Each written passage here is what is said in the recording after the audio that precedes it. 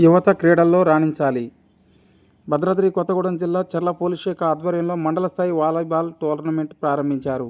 ఈ కార్యక్రమానికి ముఖ్య అతిథులుగా పరితోజ్ పంకజ్ ఓఎస్డి, విక్రాంత్ కుమార్ సింగ్, రాజేంద్ర కుమార్ ఐపీఎస్లు ఇచ్చేసి కార్యక్రమాన్ని రిబ్బన్ కట్ చేసి ప్రారంభించారు. యువతకు చదువు ఎంత అవసరమో క్రీడలు కూడా అంతే అవసరమని విక్రాంత్ కుమార్ సింగ్ తెలిపారు. విద్యార్థులకు ఒత్తిడి తగ్గించి ఉల్లాసాన్ని, ఉత్సాహాన్ని పెంచుతాయని, ఈ టోర్నమెంట్లో పాల్గొన్న వారందరూ విజేతలేనని పరితోజ్ పంకజ్ తెలిపారు.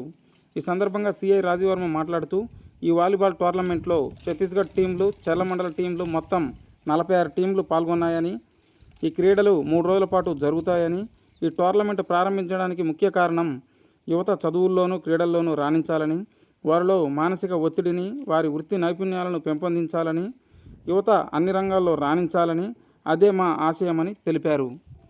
ఈ పోటీలో గెలుపొందిన వారికి మొదటి ప్రైజ్ మనీ 15,000 రూపాయలు, రెండవ ప్రైజ్ మనీ 10,000 రూపాయలు, మూడవ ప్రైజ్ మనీ 5,000 రూపాయలు మరియు షీల్డ్ కూడా అందజేయబడుతుందని తెలిపారు. ఈ కార్యక్రమంలో ఎస్ఐలు నర్సిరెడ్డి, కేశవులు మరియు క్రీడాకారులు అధిక సంఖ్యలో పాల్గొన్నారు.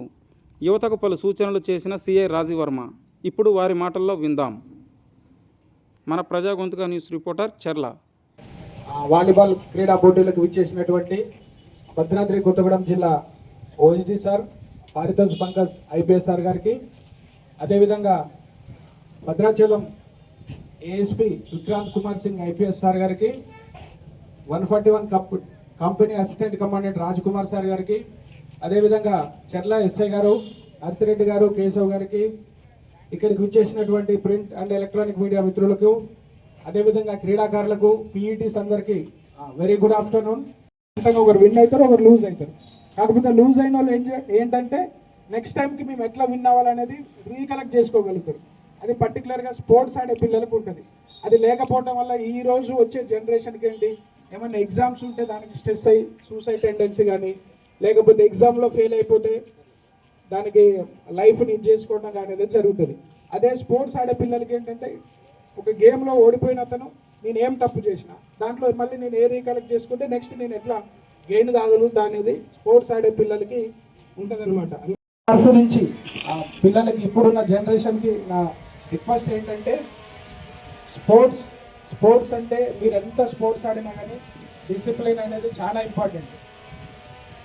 చాలా అంటే చాలా ఇంపార్టెంట్. మీరు ఎంత గేమ్ అయినా ఆడవచ్చు, ఎంత మంచిగా చదువుకోవచ్చు, మీ దగ్గర ఎంత ఇంటలెక్చువల్స్, ఎంత టాప్ ర్యాంకర్స్ అయినా కావచ్చు, మీ బిహేవియర్ అనేది చాలా ఇంపార్టెంట్. ఆ బిహేవియర్ అనేది లేకపోతే ఎంత తొందరగా అయితే మీరు ఎదుగుతారో అంత తొందరగా కొలాప్స్ అయిపోతారు.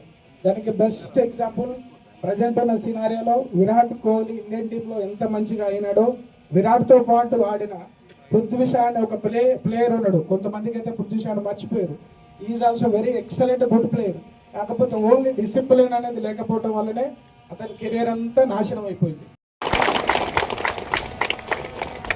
మా ఒక్క ముఖ్య ఉద్దేశం ఏంటంటే, మీరు అందరూ ఇప్పుడు ఇన్ని రోజులు ఛత్తీస్గఢ్ కావచ్చు, బోర్డర్లో ఉన్న విలేజ్ స్టూడెంట్స్ అంతా చదువుకున్నా కానీ కొంచెం మెయిన్ స్ట్రీమ్కి రావడానికి భయపడుతూ ఉంటారు అనమాట. ఐదర్ స్పోర్ట్స్ ఆర్ ఎడ్యుకేషన్ ఏదైనా చదువుకోవాలన్నా, సార్ మేము బయటకు వచ్చి మేమేం చదవగలుగుతాం సార్, లేకపోతే డబ్బు లేదు కదా సార్, పైసలు లేకపోతే మేము చదవలేమనే ఒక భయం ఉంటుంది అనమాట.